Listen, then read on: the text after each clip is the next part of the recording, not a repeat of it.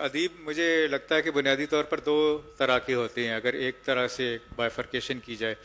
एक वो अदीब होते हैं जो घर के बागी होते हैं और घर से भागे हुए होते हैं, या घर में उन्हें मोहब्बत नहीं मिली हुई होती, तो वो उनके यहाँ एक दूसरी किस्म का अदब हमें मिलता है जिसमें बेचैनी और बेकरारी होती है। वो बेचैनी और बेकरारी तो दूसरे किस्म की अदीबों में भी होती है, लेकिन मोहम्मद हमीद शाहिद का ताल्लुक एक ऐसे घराने से है जो जिसमें रिवायतें बहुत मजबूत थीं, और घर वालों से इनका ताल्लुक जो है हमेशा बहुत मजबूत नज़र आता है।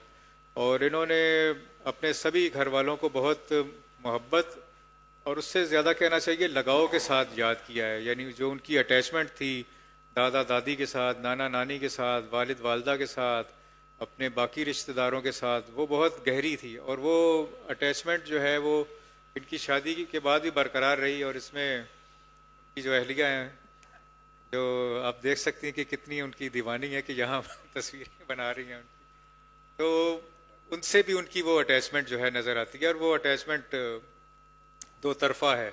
उससे इन्हें जो सुकून मिला वो भी इनकी तहरीरों में भी नज़र आता है, इनकी सामान्य उम्री में भी नज़र आता है कि एक बहुत जो घरेलू मामलात हैं वो बहुत इनके तयशुदा हैं। अच्छा, उसमें जो जैसे इनकी वालिद और वालदा हैं, उनके साथ उनका ताल्लुक़ है, तो उनके वालिद साहब जो हैं वो मुझे लगता है कि बहुत हसास आदमी थे। ख़ास तौर पर सन 71 के सानहे के बाद उन पर जो असरात हुए और वो बहुत उन्होंने खामोश तबाह हो गए, तो उनकी इस खासियत के असरात यानी उनकी हसासियत के, और फिर सन 71 के सानहे से जो वो मुतासिर हुए वो हमीद शाहिद साहब में आए।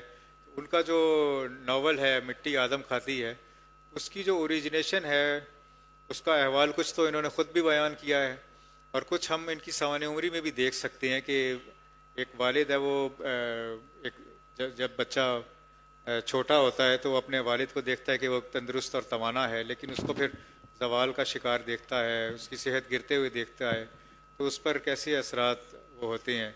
तो उसके नतीजे में जो फ़िक्शन इन्होंने बनाया वो तो हमारे सामने फ़िक्शन की सूरत में है, लेकिन वो जो प्रोसेस था उसका बयान उनकी इस सवानी उम्री में है।